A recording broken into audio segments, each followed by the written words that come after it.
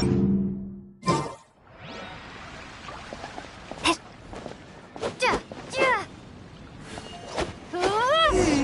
haven't seen Chevra since that night at Baptiste's place. Well, guess there's no point in worrying about it now. Let's go join up with the others.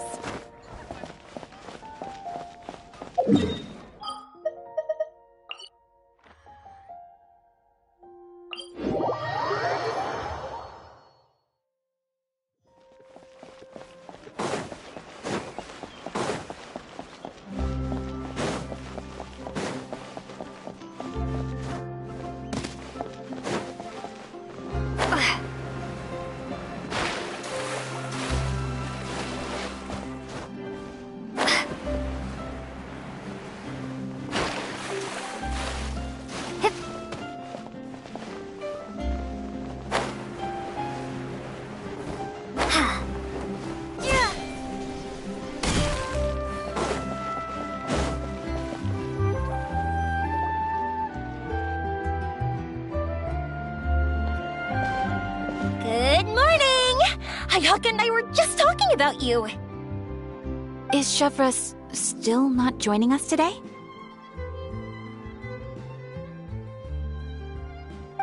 Probably not. We haven't seen her either. Huh? That's such a pity. Director Farina said that we've only got a few small scenes left before wrapping up the entire thing.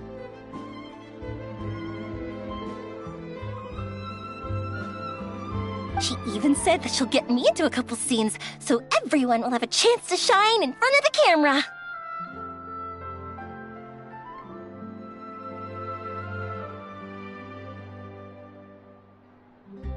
We were also planning on having a victory feast once we're all finished filming. You can join us, right?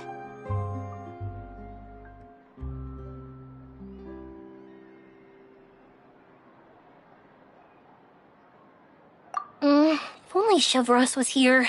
I still haven't taken a photo with her.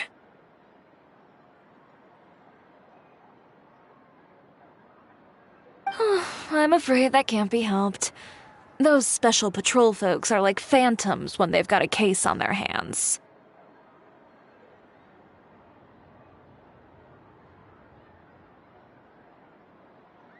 But to be honest, I'm even more concerned by what I read in the Steambird earlier this morning.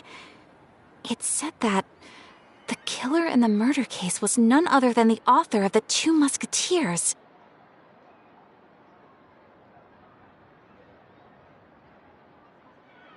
Oh yeah, I heard about that too. He came forward and confessed his crimes, but gave no explanation as to why he pulled the trigger. We didn't know about this case at all when we joined the film. Is it going to affect the reception of our work?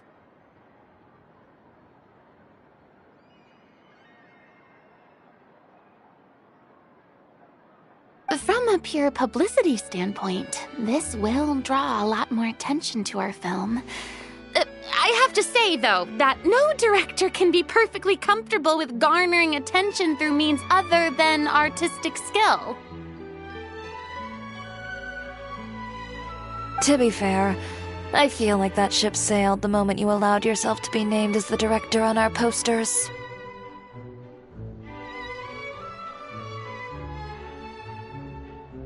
It's not my fault that I'm super popular. What was that saying again? My popularity has, Sunk to an all-time low? spread to the four corners of Tibet.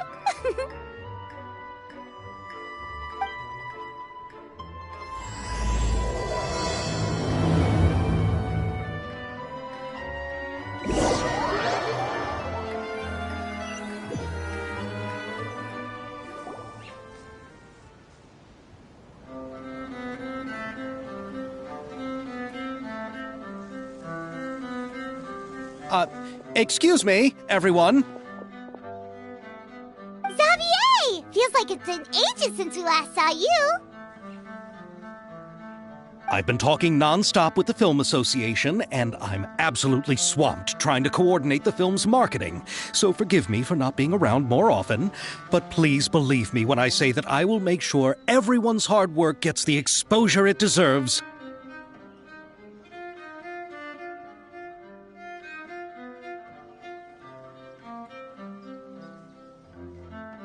Oh, seems like you've been fighting your own battles. Yes, that's one way to put it. Oh, and before we begin the final round of filming, please allow me to finally introduce you to the original investor of our film, Mr. Morris. A pleasure to meet you all. Yes, glad to make your acquaintance, Mr. Morris. We've heard about the issues you've encountered with your financial situation, and genuinely hope that things have taken a turn for the better. Oh, well, the situation has indeed improved somewhat. Don't worry, Mr. Morris. Accidents and last-minute challenges happen all the time. There's no need to blame yourself over it. The good news is that we're almost done filming now, and I would even say that this is the best story I've ever seen. Is that so? I see, that's great news. All right, now that we've gotten all the pleasantries out of the way, let's get this show on the road. We'll mostly be filming typical people and scenery from the streets today to improve the sense of environmental ambiance in some parts of the film. Oh, and there'll be a cameo for Mr. Kamisato and Miss Yoimiya as well. They'll be used to show outsider perspectives on the fates of the two musketeers.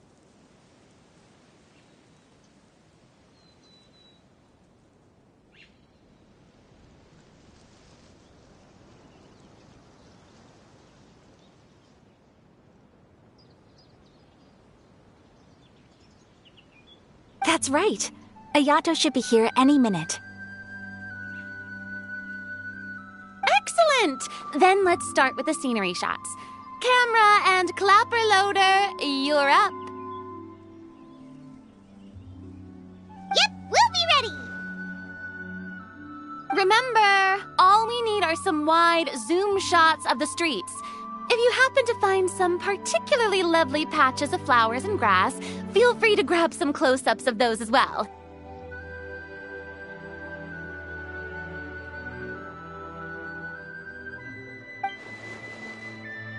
Ready? Lights! Camera! Action! Okay, now move the camera slowly. Try to focus on that flower.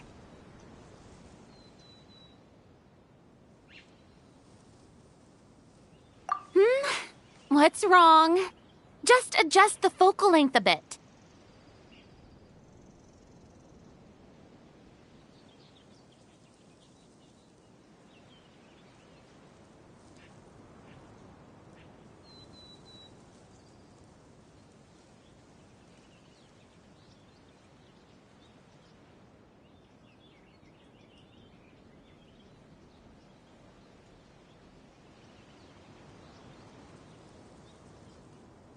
Something the matter?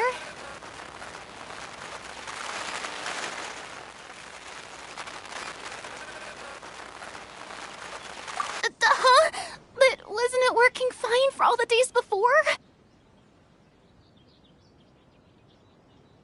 Veronique, can we try a different camera?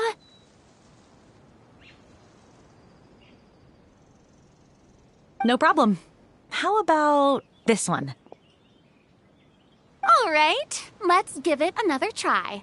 Lights! Camera! Action!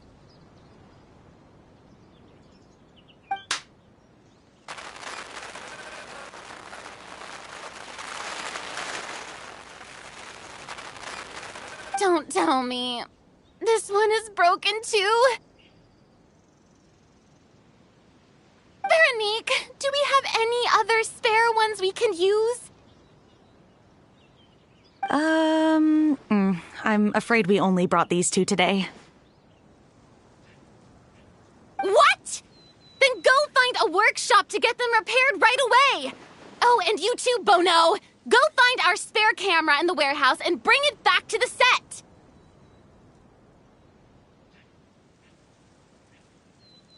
On it. Greetings, everyone. My apologies for the delay. Is something the matter, Ayaka? It seems like there are some issues with the filming equipment today. We're stuck for the moment. I see. Well, let's not just stand here twiddling our thumbs. Actors, to the makeup booth. We'll start on the next scene as soon as we get a working camera.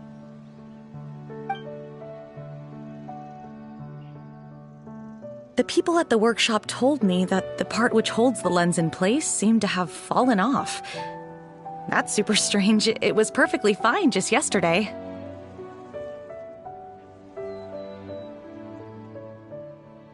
Well, no time to dwell on that now. Let's get back to filming. Ahem! Quiet on set! Places, everyone! Lights! Camera! Action! By the way, have you heard about that recent murder case? Yes, I have. It seems that they've caused quite the commotion in the city. I heard that the chief of the guards is so mad about not catching the culprit that he's about to explode. Oh? I find that quite hard to imagine, considering how he already looks most days. Director, we have a problem. Oh, we're in the middle of a take! Couldn't you wait until we wrapped up this scene?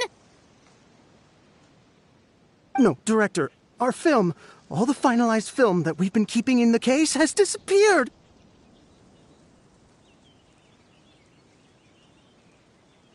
Oh, wait, what did you say? Mr. Bono, please take me to where the film was kept right away.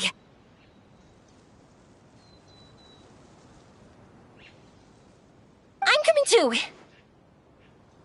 No, Yoimiya, you have to stay here. Oh. Okay, listen up. Everyone who's not working on this current scene can go with Bono to look for the film. Everyone else, stay put and wrap up the scene. Unbelievable. How could all these problems happen in just one day?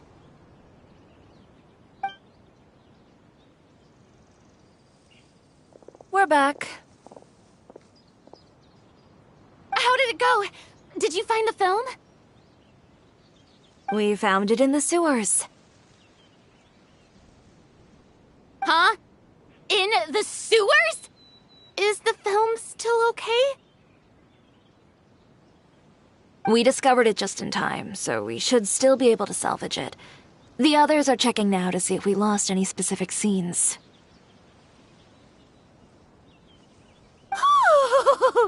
You scared me for a moment there. I nearly thought we had lost everything.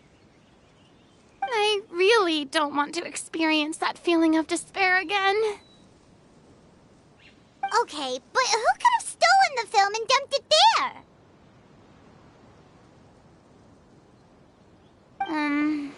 Could it be, some competitors working on other films?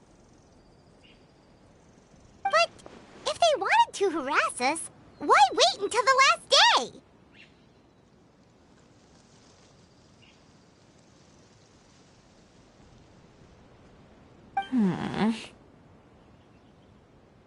Okay, we don't have time to really look into it right now. Let's strike while the iron is still hot and wrap this thing up once and for all. Yeah, let's finish it.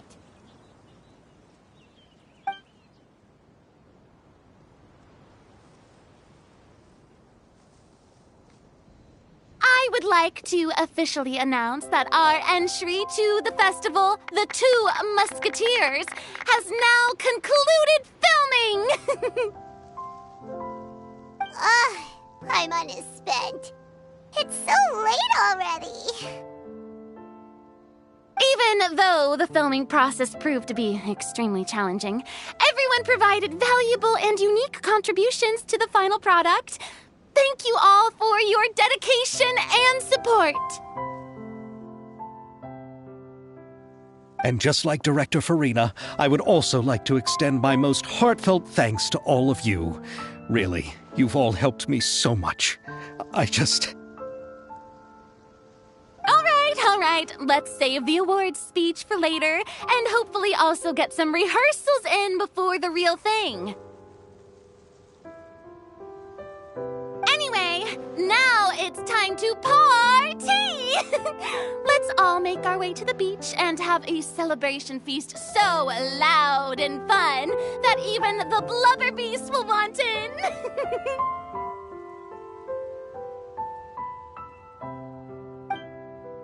Party, party! Paimon wants to party!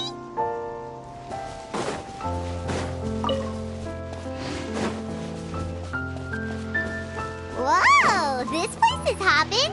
Everyone's finally getting to relax after wrapping up the film. Let's go chat with someone.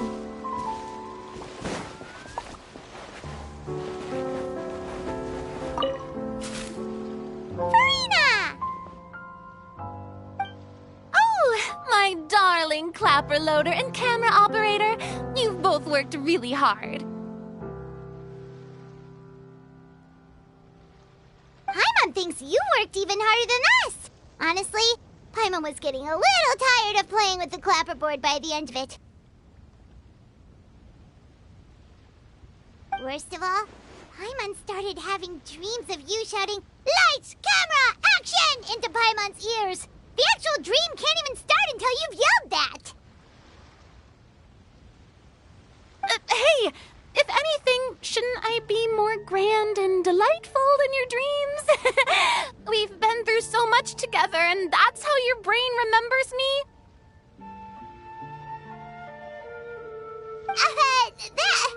That's not Paimon's fault.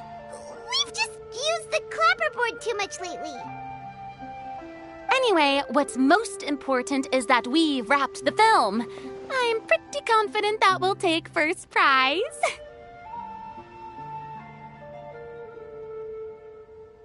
Hey, no need to mention the official name.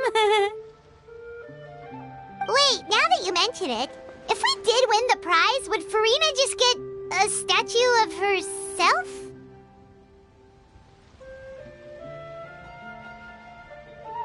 Come on, I don't need that kind of attention. Xavier can accept the reward on our behalf. But just imagine! Farina accepting the Farina Award and holding a Farina statue. I'm going back to my dessert now. You all can keep discussing that on your own.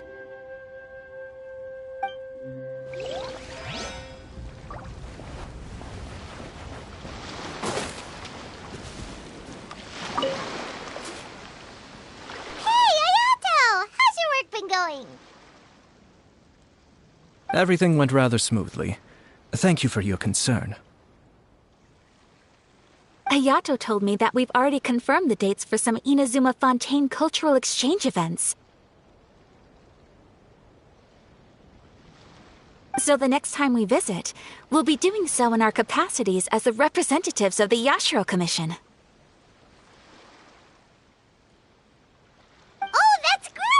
Then maybe Paimon will be able to find Fontaine detective novels in Inazuma from now on! Oh, wait. Wouldn't Yae Miko get upset if that happens? That would be stealing some of her business.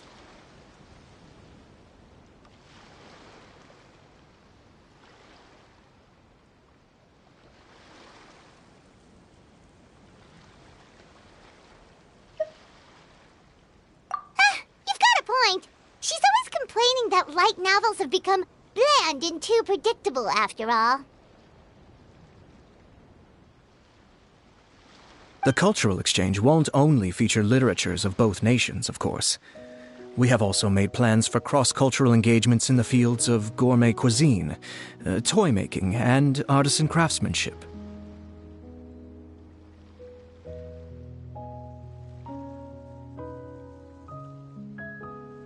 Whoa! Paimon's getting super excited now!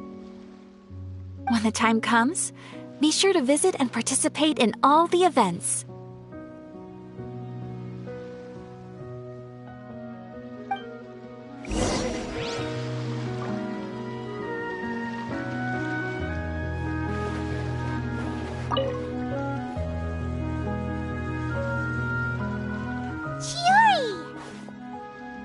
Hey, you two. Are you not really into these kinds of big social occasions? Not particularly. But this is still better than Fontaine Fashion Week. But if this film becomes a big hit, people will definitely come flocking to your shop. Yes, that's highly likely. As long as the film can premiere as planned. Are you still worried about the case? That and all the obstacles we had to face today. You're right. It's as if all our bad luck just manifested at once.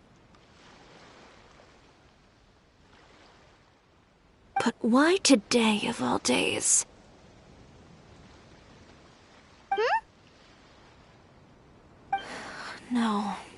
No, it's nothing. We've already delivered the film to the editors, so there should be nothing more to worry about. How are you doing, Mr. Morris? You having a good time? Well, you could say that. Do you happen to know when the party is scheduled to end? Judging by how much fun everyone's having, I'd say probably not until well after midnight. Is there something that you still have to take care of at home, Mr. Morris? Oh, well, I'm just not a late-night person, so I might take off shortly.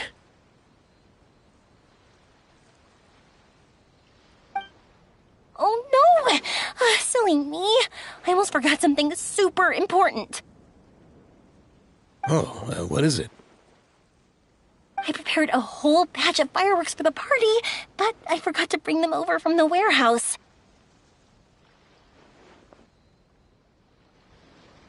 Fireworks, you say?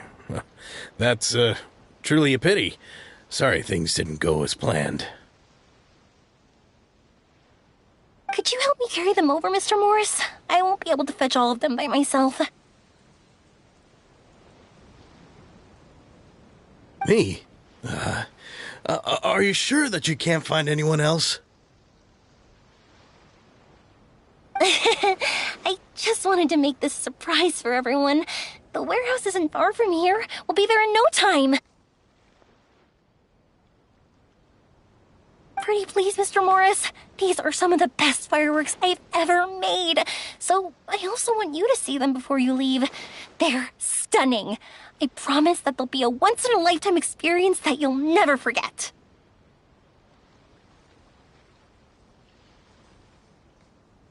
But...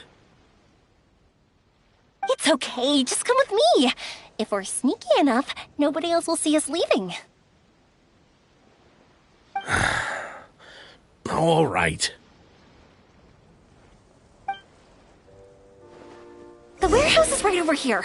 I moved the fireworks there in advance, so it shouldn't be too much work bringing them back. It's still a ways away from the party. Sorry about that, Mr. Morris. It's probably because I'm used to carrying fireworks all the time, so it doesn't feel like a lot of work to me.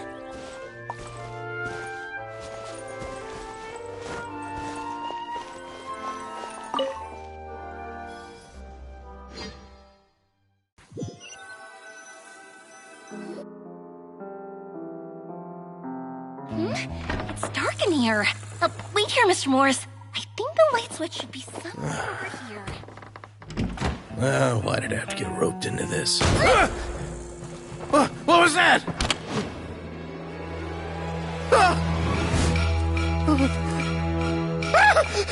Who's there? Get me out! Get me out of here! Did you really think you'd get away, Morris?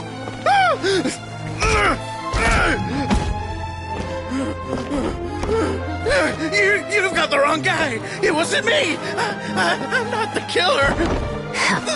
You know, Eliza died a far more heroic death than this. She fought your assassin to the end, to save the children she had hidden beneath the floorboards.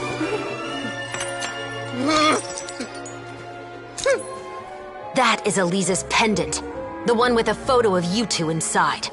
The one you gave her.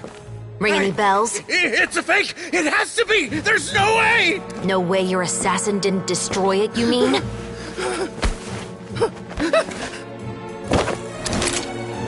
Did you ever love her, Morris? Or was killing her always the plan? No, please. Listen to me. I told Eliza to keep us a secret. I paid her plenty for her silence. I never thought she'd keep the child. Everything was gonna come out, and I had no choice. She forced my hand. No! I'm begging you. I have money. Just name your price, please. You can keep your Mora, and you can go to hell.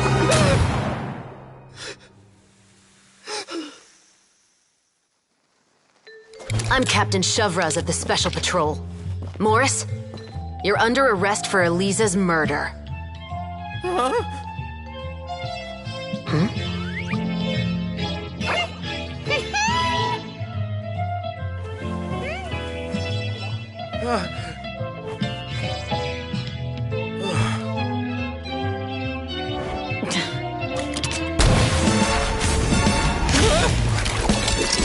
You're under arrest too, prop manager Veronique. Or perhaps I should call you the Second Musketeer.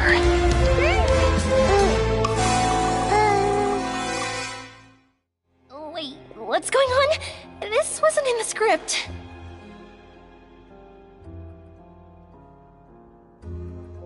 Drop the gun, Veronique.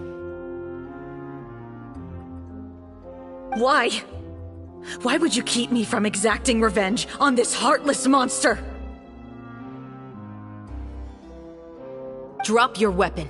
This is my final warning.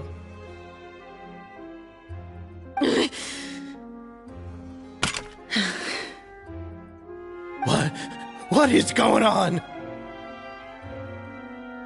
Do I have to spell it out for you, Morris? Everything that took place just now was staged to get you to confess the truth.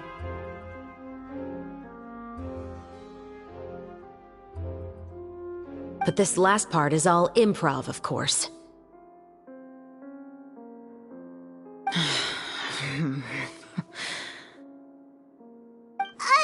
Shovraz, you told us you wanted us to help you stage a play. You never said anything about the Second Musketeer.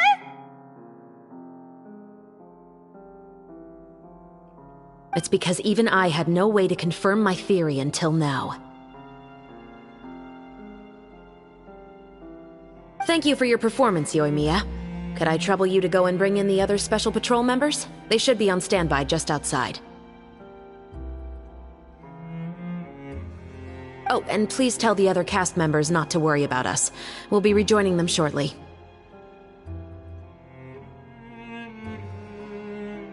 On it!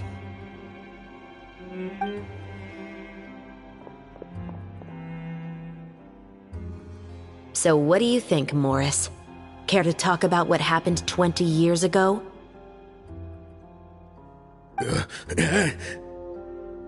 My patience is limited, you know.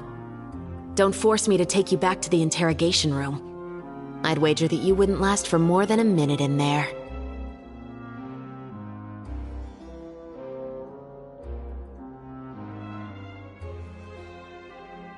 With the recording we made, you have no chance of winning in court. Cooperating with us now is the most practical move. All right. I'll talk. I hired an assassin to murder Elisa. She once worked as a maid on my family's estate. She was very beautiful, and after some time I fell for her.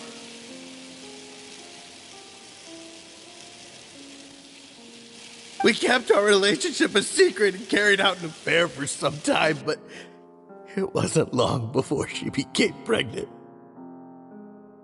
And if my parents ever found out, they would have stripped me of my inheritance and status, driven me out of my home.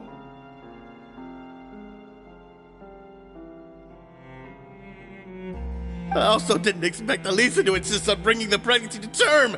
She even asked me to leave my family and travel far, far away with her. She believed that you were truly in love with her.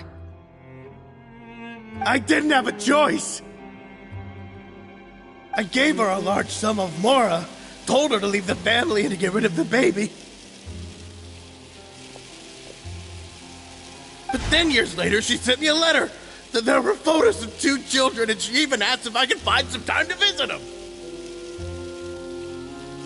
Huh? 2 children? Paimon thought Baptiste was the only... you mean... Even if she had the children against your will, you could have just ignored the letter entirely. Why kill her? I had just gotten engaged to be married to an heiress from another wealthy family. So if anyone were to find out about Elisa, my life would be completely ruined. I didn't have a choice. No. You always had a choice. You just made the wrong choice. Again.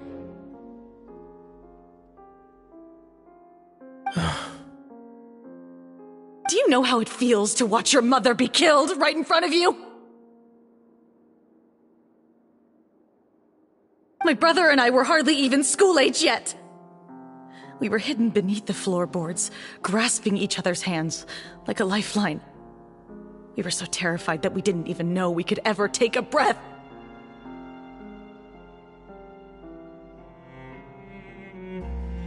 All we could do was to watch Mother try to fight back, and then collapse to the floor. Even after the assassin left, we were still too terrified to leave our hiding spot. We thought that he might come back. It was only until the next evening when we finally climbed out and gathered around our mother. But she had already become cold and stiff to the touch. You made up your mind right then and there to bring this case to light.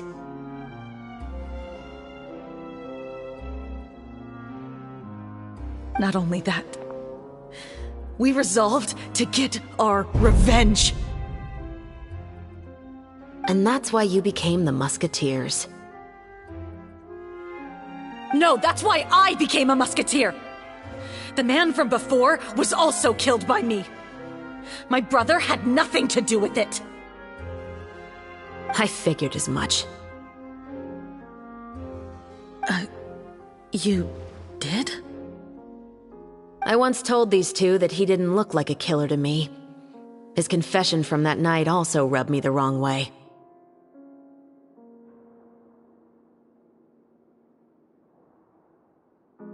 I think what really tipped me off was, how could I not feel a sense of regret in him? Huh? He confessed faster than any criminal I've ever met, but he didn't say a single word about you. He insisted that he was the sole perpetrator in the case. But after the questioning ended, I disassembled the musket we dug up from his backyard, put it in front of him, and told him to reassemble it. Wanna guess how far he got?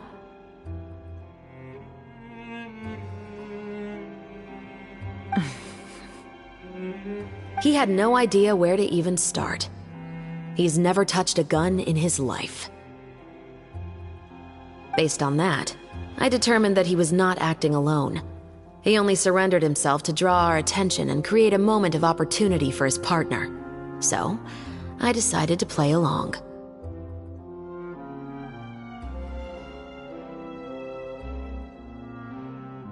And as expected, the second musketeer followed us without hesitation once she saw Morris get separated from the rest of the cast. Besides, why else would he call the novel The Two Musketeers? But how did you know it was Veronique? I figured it out the moment Baptiste told me his father's name. That so-called financial crisis was all just a ruse. He just wanted to sign up as the investor and then leave the film without any source of funding. After all, he has a vested interest in minimizing the reach of this story. It's really just the same thing as what he did to Eliza all those years ago.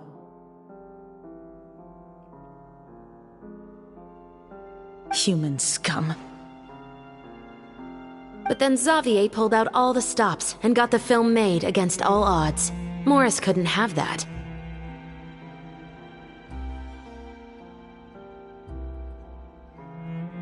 With the killer in custody, he figured it was safe to act. And so he came to visit the set today, just as I expected. Wait, so you were behind all those mishaps today?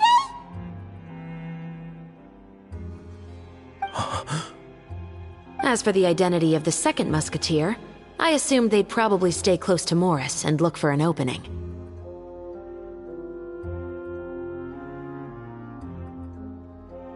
And if they already knew that Morris was the film's investor, then that narrowed the list of potential suspects as well. Furthermore, being the props manager would allow the culprit to avoid scrutiny by purchasing mechanical parts in the name of the crew.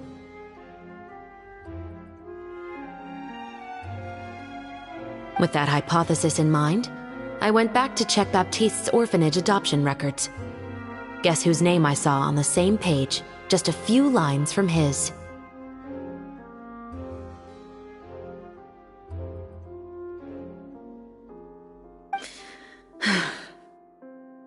My brother. He trusted you.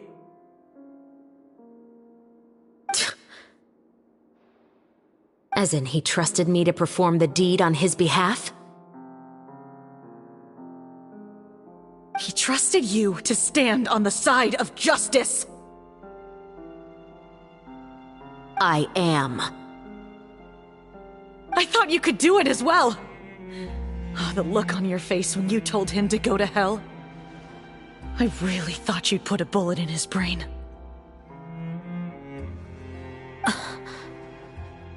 You know what he has done. Are you telling me that you'd rather see him spend the rest of his life living like a king in the fortress of Meripede?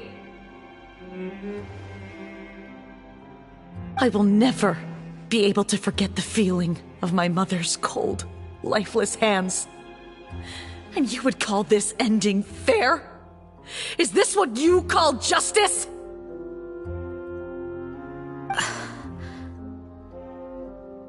I won't lie, Veronique. I did hesitate when your brother first told me about the truth. I wondered. I agonized over whether I should really put a bullet in his head.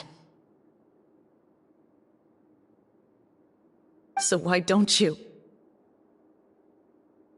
Because that should never be how justice is carried out in this world. Perhaps, to you, justice is simply reciprocated. An eye for an eye, and a life for a life. But everyone has their own understanding of justice. If everyone were to pursue their own definition of it, there would be no more order in this world. Today, you'll kill Morris, and tomorrow, his children may come for you. The world cannot render judgments based on a desire for revenge. That will only lead to a cycle of revenge, as well as the destruction of order and civilized society. Fontaine is founded on a set of laws and a standardized code of justice. That is why we are the nation of justice.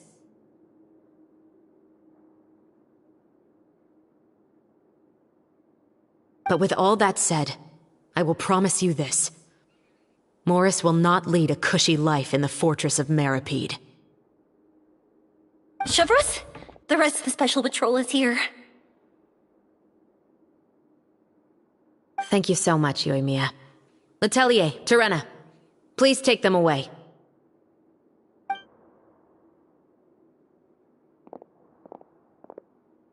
I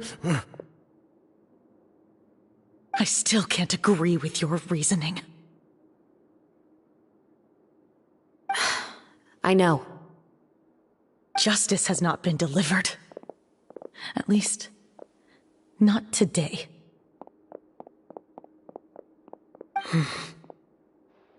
Chevros. Let's go. We should give an explanation to the crew.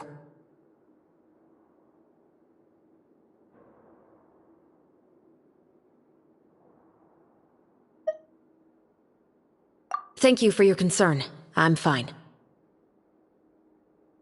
I'm just thinking about the things in life that have driven people to take justice into their own hands.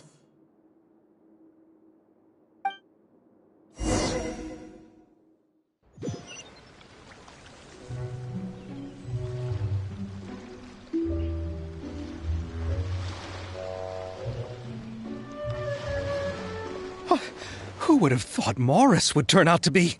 I'm at a loss of words.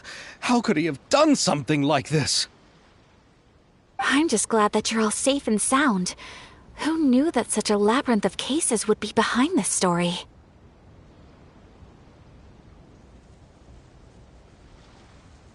Well, what should we do now?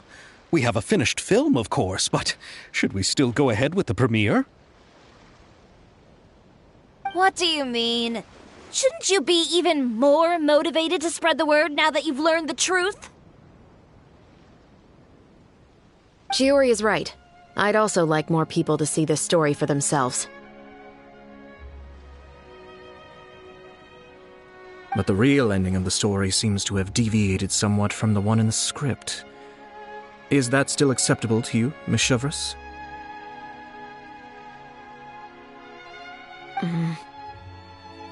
The call is yours. We still have time to reshoot an ending if that's what you'd like.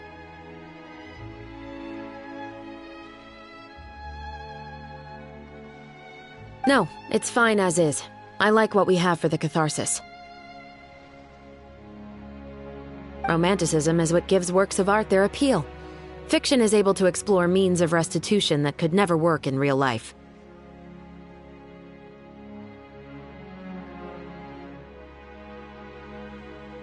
Just like the real world, the world of stories also has its own set of rules and justice. These different possibilities are what initially drew me to reading in the first place. Sounds good to me. I support your decision. What about Veronique? Will she be okay? She will soon face her judgment alongside her brother and Morris. If I had to guess, they'll probably all be sent to the fortress of Meripede. I'll make sure to give Risley a heads up about it. Oh, you mean that kind of heads up? Exactly. Ahem. All right, then the matter's settled. Now that everything's been taken care of, there's no reason for us to keep looking all gloomy and grumpy. Let's get back to the feast and enjoy each other's company. We'll be starting the post-production process tomorrow. You should join us, Chevros. You missed the first few hours of the party, didn't you? All right. Count me in. Then I'll wait for you over there. There's still some good news that I'd like to share with Chevros. Traveler, Paimon, could you wait for me by the sea after the party ends? I'd like to go on a brief walk with the two of you.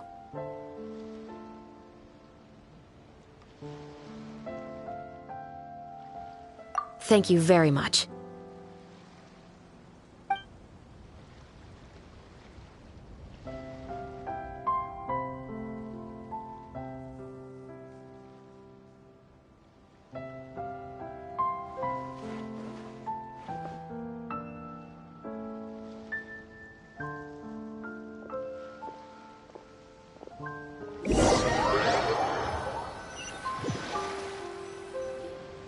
Sorry for the wait.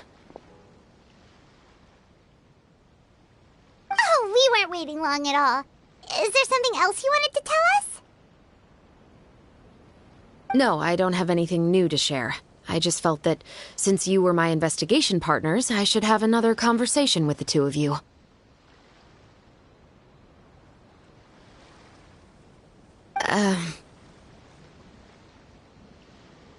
Traveler, how would you have responded to Baptiste's request if you were in my shoes?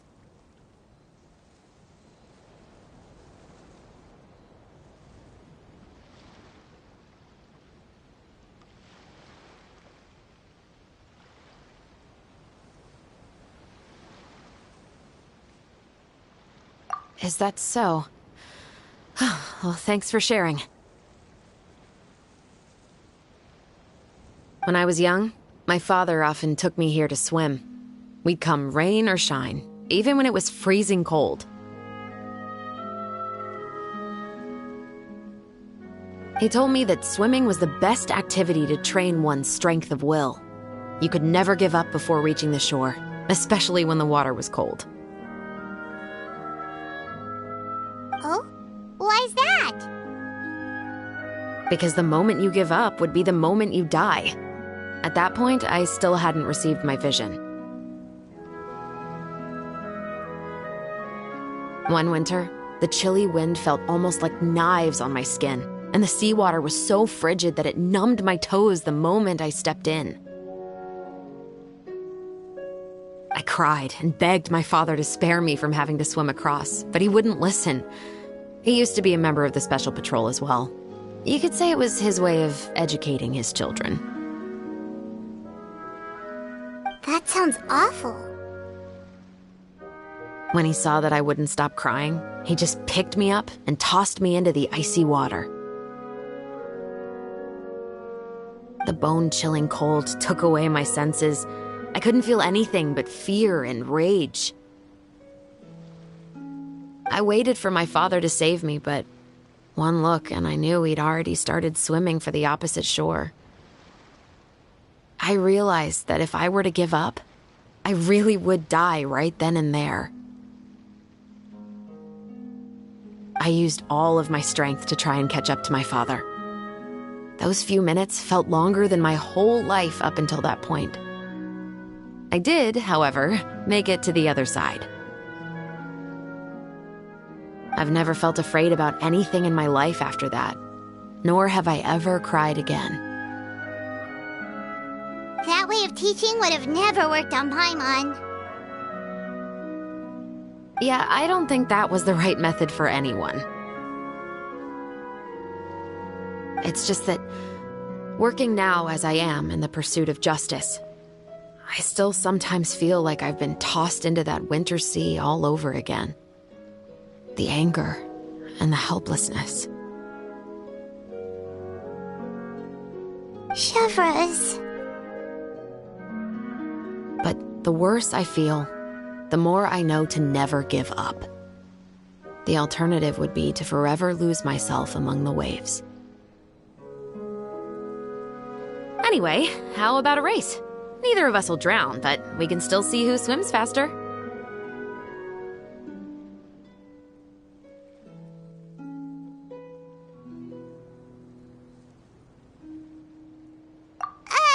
You guys go ahead!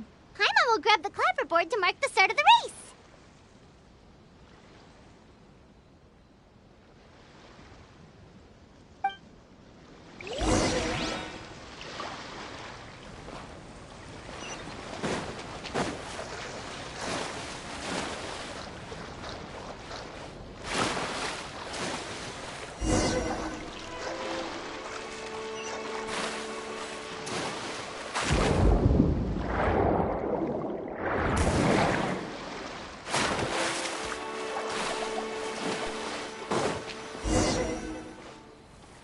Oh, that felt good. You were so fast in the water, Chevreuse. You were swimming even faster than Paimon can fly. So, about the Special Patrol, did you join because of your dad? Partly. but I'd say I was more inspired by the heroes I read about in stories growing up.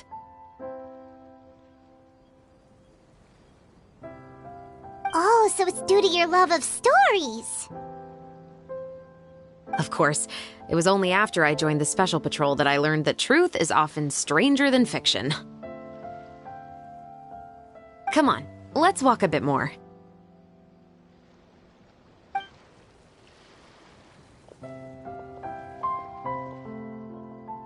To be honest, I do sometimes question whether the decisions I make are the right ones. But I know that no matter what, I must keep swimming. Because the only thing I've got my eyes on is the shore in the distance.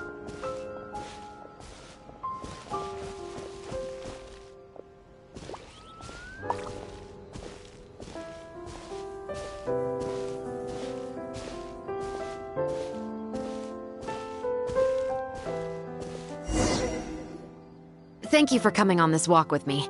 I feel a lot better after getting all that off my chest.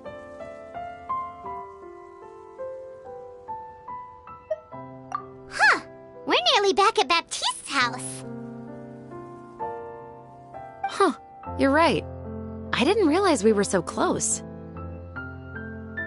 He really did plant a lot of flowers. It's just like how he described it in the story. Huh? Wait. Paimon, Traveler, look! The rainbow roses in the garden. They're in full bloom now.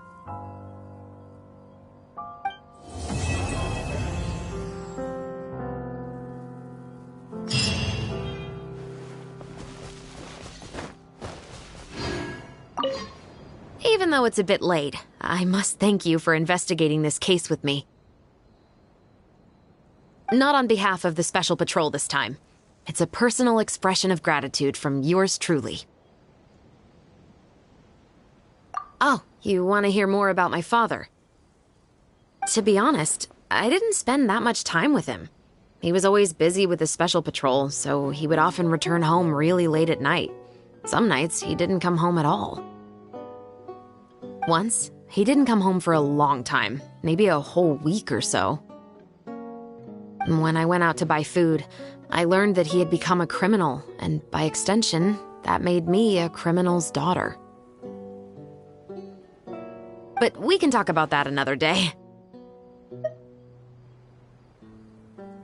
I actually have a lot of sympathy for Veronique and Baptiste. I can understand the hatred they feel for their father. But that doesn't mean I'll allow them to walk the path of evil, even if it might lead to another sense of justice. Films are different from the real world. They're a form of art and represent the wishes in people's hearts. I adore the two Musketeers, and I'm very happy to have had the opportunity to act the role as one. I can't wait to catch the film when it premieres in the Opera House. I'm looking forward to seeing the audience's reaction to the climactic ending. Thank you for looking out for me. I'll see you at the award ceremony. I'd be very surprised if we don't win.